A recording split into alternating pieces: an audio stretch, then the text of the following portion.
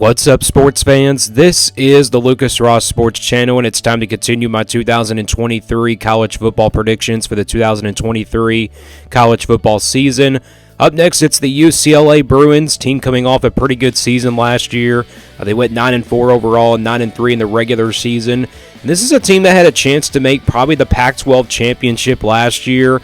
They were one of those top contenders, including those other top four teams. So UCLA had a pretty good season. Looking at this team this year, they do lose a lot on the offensive side of the football. Defensively, they should be pretty strong on that side of the football. They have a lot of experience coming back. They got some transfers to help them out. So we'll see what that defense looks like for this UCLA team. But let's get right to the schedule for this UCLA team. And here's the schedule for them for 2023. Again, coming off a 9-4 season last year, 9-4 season last year in 2022. Coastal Carolina in the non-conference on September 2nd. We're looking at the non-conference schedule here. They'll also play San Diego State on the road, NC Central as well on September the 16th. So not a tough non-conference schedule once again for UCLA, but Coastal Carolina won't be an easy one. That's a good team right there. And then you got, of course, the Pac-12 schedule. You don't have to play Washington on the schedule, which is the good news for UCLA. They got beat by them last year, so, I really think that's a good setup there for them. And they also don't have to play Oregon on the schedule, which is good news. I think this schedule really sets up nicely for UCLA to have a pretty good season. Well, let's go game by game now and give you an official prediction for this UCLA team. So the Bruins start off with 3 non-conference games. They got Coastal Carolina, though, first here on September the 2nd. Coastal Carolina is not going to be an easy game. We could see what Coastal Carolina can do, to some of these Power 5 teams, and you could just never sleep on this team. It's one of those, games that maybe UCLA probably will struggle in. The offense is going to have to probably, win this game for them, or maybe the defense. I think the defense is going to have to really step up in this game. But, the UCLA Bruins, I think, with them being at home, I think it's a game that they'll take care of business at the end of the day, but it will be a close one. I got UCLA starting out 3-0 with 3 of their non-conference games here. I think they take care of business against San Diego State on the road. Even though it's a group of 5 team, yes, it is on the road, but I think UCLA is the more talented team. And then you got NC Central. I think they take care of business in that one. That's a game they should really score more than 40 points. Then they open up Pac-12 play with Utah on the road.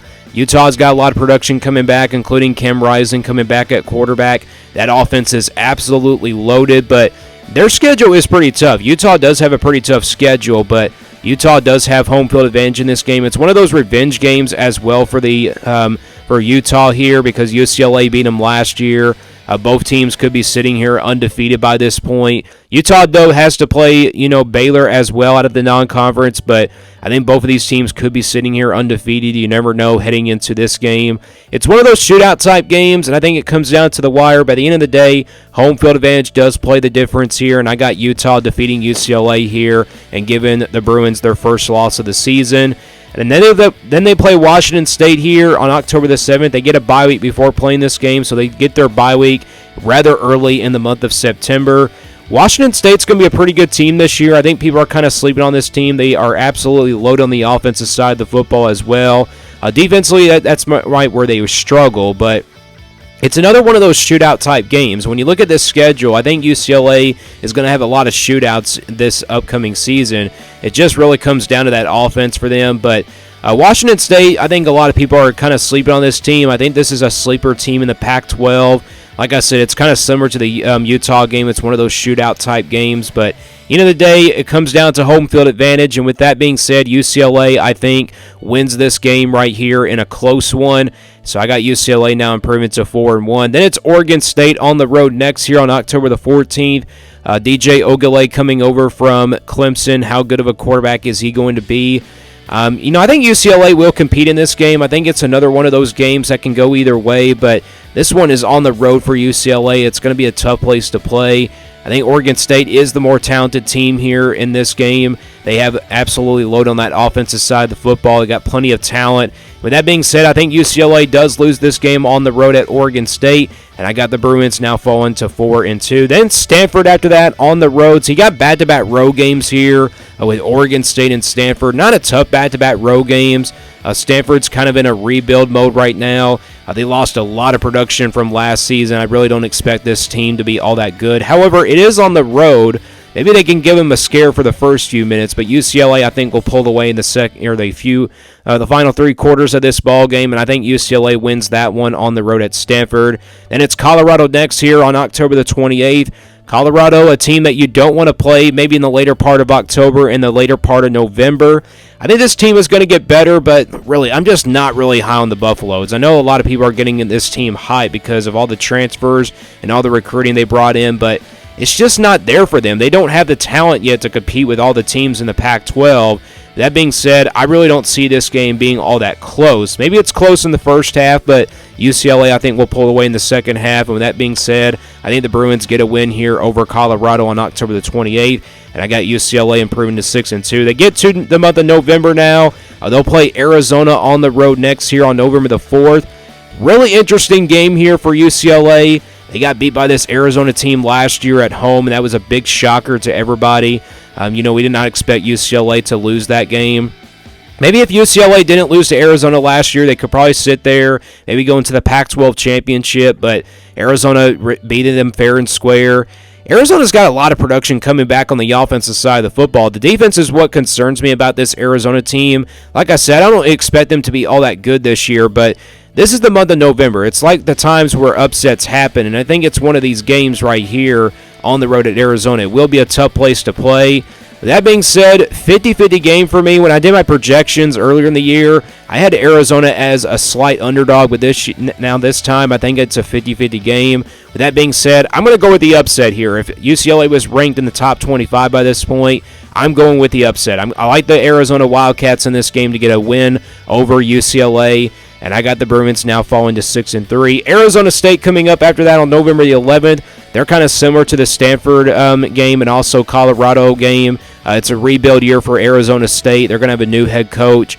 I really don't see UCLA having any problems in this game. I think they're kind of angry after coming off that loss to Arizona on the road there on November the 4th, and I think they get a solid win over Arizona State. So I got them getting a redemption win over the Sun Devils. Then it's USC on the road on November 18th.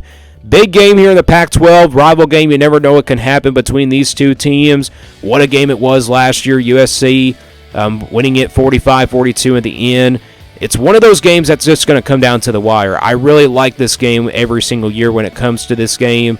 USC, though, they're going to have the offense to really, explode out of the gate. Defensively is what concerns me about this USC team, but they brought in some transfers to help them out on the defensive side of the football. It's just one of those 50-50 games, but I like UCLA here, or actually USC in this game at the end of the day, and I got the Trojans defeating the Bruins here and giving them their 4th loss of the season. So USC wins that one. Then it's Cal here to end things out on November 25th for UCLA.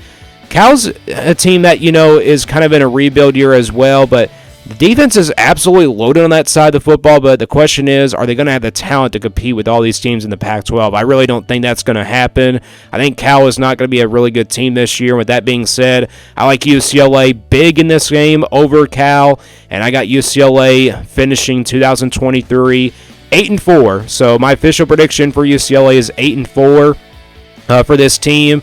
I could very well see this team going 9-3, maybe 7-5. If they did lose maybe a road game to Stanford, like that game on the road at Stanford, they could probably lose that game, and they could probably finish 7-5. But I think 8-4 is a pretty reasonable prediction for this UCLA team. Considering all the losses they had on the offensive side of the football from last year. But this is a team that I think has a really good chance to go 9-3, but 8-4 is my official prediction for this team. Let me know down in the comments below, what do you think about this UCLA team? What do you think their record is in 2023? And stay tuned here for more sports content on the Lucas Ross Sports Channel.